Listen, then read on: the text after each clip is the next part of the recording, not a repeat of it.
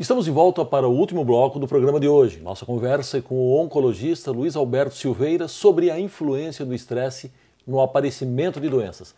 Dr. Luiz Alberto, embora não exista uma estatística, digamos assim, precisa que relacione o estresse nas relações de trabalho com o câncer, os oncologistas têm se preocupado, pelo menos é o que a gente percebe daquilo que a gente lê, têm se preocupado cada vez mais com a qualidade de vida, inclusive no ambiente de trabalho.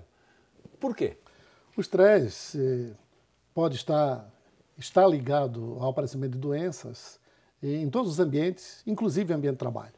Então, o estresse é o fator. Então, se você tem um ambiente de trabalho em que as relações neste ambiente, seja interprofissional, seja das chefias com os profissionais, são relações geradoras de estresse continuado, de cobranças sem avaliação das repercussões destas cobranças sobre o pensamento, sobre o psiquismo, sobre as inquietudes do funcionário. Se você não está preparado como chefe, como coordenador de grupos, não está preparado para reciclagens continuadas, você não vai perceber o quão estressados podem estar seus funcionários. Você pode perceber isto pela produção do trabalho, pela dificuldade na produção de trabalho adequado, de trabalho, vamos dizer assim, refinado. Você pode perceber pelo índice de absenteísmo, pela quantidade de pessoas que faltam ao trabalho e pelo índice de adoecimento que as pessoas têm quando em ambiente de trabalho, a partir dos atestados que apresentam aos seus chefes. Então, nas relações de trabalho, é fundamental que haja uma parada para pensar periodicamente, e isto não é um hábito. Algumas instituições fazem isso, aqui em Florianópolis e em Santa Catarina, isto é feito em algumas instituições, eu tenho conhecimento disto, que periodicamente param para pensar sobre saúde, param para pensar sobre como o trabalho está afetando o psiquismo e gerando estresse nas pessoas. Isso é extremamente necessário. Então, o câncer é uma doença decorrente da baixa imunidade, decorrente da exposição inadequada a agentes físicos, químicos e biológicos e, sobretudo, decorrente da má resolução das mágoas, as coisas mal resolvidas que a gente tem dentro da gente, que faz com que se fique triste, que se fique deprimido, que se fique utilizando substâncias para reduzir as tristezas, as ansiedades, as inquietudes. Então, no ambiente de trabalho, como qualquer ambiente em que se percebe pessoas com comportamentos mais retraídos, mais depressivos, há que se pensar se isto é da pessoa ou é o ambiente que está gerando. Então, os chefes, os coordenadores, quem é responsável pelo ambiente de trabalho, tem que cuidar com a saúde do seu funcionário, porque ele vai produzir bem se ele estiver bem. Ele vai produzir melhor se ele estiver melhor. Então isso é importante. O câncer é uma doença altamente incidente, é a doença do século, há uma epidemia do câncer. As pessoas precisam estar preparadas para o diagnóstico precoce, as pessoas precisam estar preparadas para a tarefa que é eliminar o câncer, sobretudo os dirigentes, aplicando os métodos que permitem o diagnóstico precoce.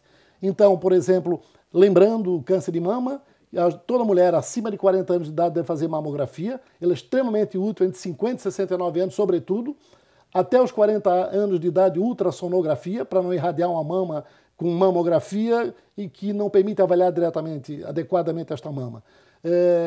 Importante o exame preventivo, importante o exame da próstata, importante o controle médico regular, fazendo alguns exames que permitem avaliar se existe algum fator que pode estar representando alguma doença degenerativa. Então, no ambiente de trabalho também deve ser praticado esse tipo de coisa. Então, deve-se pedir aos funcionários que façam seus exames. Esses exames não sejam só o colesterol, o triglicerídeo, a glicemia, que haja também a incorporação de instrumentos que permitem avaliar se está havendo algum risco do aparecimento ou de câncer, né, neste funcionário, neste paciente. Então, existem exames mais direcionados para a doença câncer, como a mamografia, como a ultrassonografia da próstata, como exames do H. pylori no estômago, HPV no colo uterino, né? Exames do pulmão em fumantes, atenção ao pulmão em fumantes, direcionar ao grupo de funcionários de acordo com suas características pessoais, exames que permitam o diagnóstico precoce de doenças altamente incidentes. Né? Assim como o colesterol pode causar hipertensão, problema cardíaco, problema cerebral, né? Como consequência da obstrução das artérias, o modo de viver, o estresse continuado, as cotas que são e as metas que são impingidas aos funcionários, sem perceber a sua capacidade de atender essas metas, pode gerar também absenteísmo, doença, má produção, infelicidade para a empresa, para o funcionário, para o coordenador, para o chefe, assim por diante. Então, nós somos o nosso maior patrimônio, precisamos cuidar desse patrimônio para viver bem, viver bastante, viver com qualidade e, sobretudo, viver feliz, que é a razão de ser nesse planeta. É a busca da felicidade que dá sentido à vida. Sobretudo, a felicidade continuada. Não aquela felicidade temporária pela compra de um carro, de uma roupa, de uma casa. Isso é muito temporário. Rapidamente o carro fica velho, a roupa estraga, a casa a gente já quer mudar, mas a felicidade permanente. E ela está dentro de nós. E, geralmente é ligada à nossa família, ligada aos nossos amigos, ligada ao bem viver, ao cooperar na direção do amor, da fraternidade, do afeto, da compreensão, do perdão, né?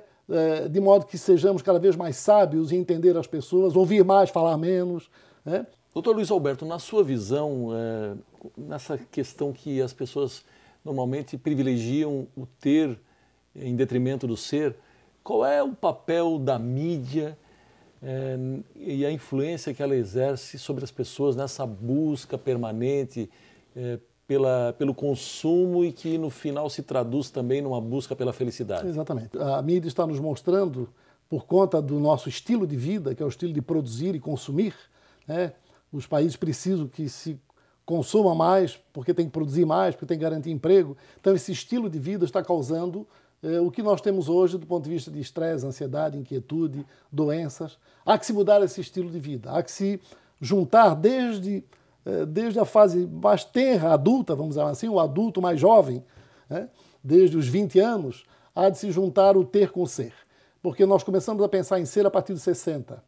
Quando nós constituímos nosso patrimônio, estamos resolvidos do ponto de vista objetivo, do ponto de vista material, e aí começamos a filosofar mais, a pensar mais no ser. O importante é, neste momento, em que eu tenho que garantir o patrimônio para dar qualidade de vida à minha família, poder fornecer a eles as condições que possam viver bem, com qualidade, neste momento eu tenho que incluir também o ser.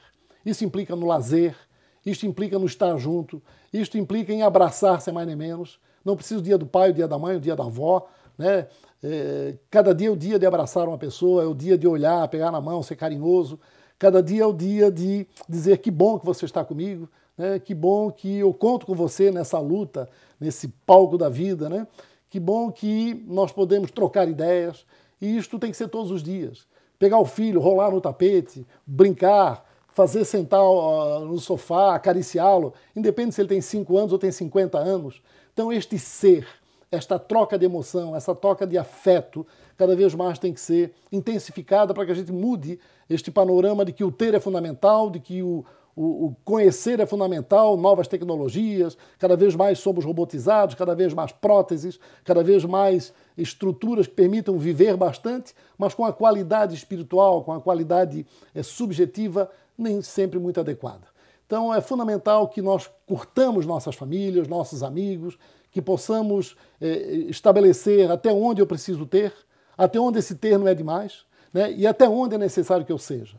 E é fundamental valorizar o ser, é fundamental valorizar a subjetividade da vida. Isso implica em dizer, é fundamental amar mais a vida, amar mais as pessoas, amar mais o meio ambiente, porque isso produz energia boa.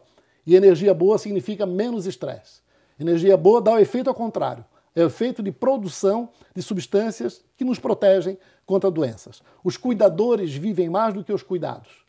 Nos transformarmos em cuidadores. As pessoas que cuidam adoecem menos, porque elas produzem energia boa para si e para os outros. Então, nos transformarmos em cuidadores cada vez mais. Quanto mais tivermos população de cuidadores, mais felizes nós seremos. Porque eu estarei certo que o Senhor vai cuidar de mim e o Senhor estará certo que eu vou cuidar do Senhor. Então, nós estaremos sempre cuidando uns dos outros, não só do aspecto material, para não deixar faltar, um respeitando o outro, vendo seus limites, mas também do aspecto mental, do aspecto espiritual, do aspecto emocional, de modo que as pessoas se sintam acariciadas, protegidas, acompanhadas, sabendo que sempre tem um porto seguro no amigo, na família, assim por diante. Podemos ser mais felizes se quisermos. Doutor Luiz Alberto, foi uma honra. Muito obrigado pela sua entrevista. Chegamos ao fim de mais um programa. Hoje discutimos a influência do estresse no aparecimento de doenças. O nosso convidado foi o oncologista Luiz Alberto Silveira, membro da Sociedade Brasileira de Oncologia Clínica. Visite o nosso canal no YouTube. Após a barra é só digitar Justiça do Trabalho SC, sem cedilha. E você também pode nos seguir no Twitter no endereço TRT_SC. E se preferir, envie uma sugestão de entrevista para ascom@trt12.jus.br. Voltamos semana que vem com mais um tema do seu interesse. Até lá!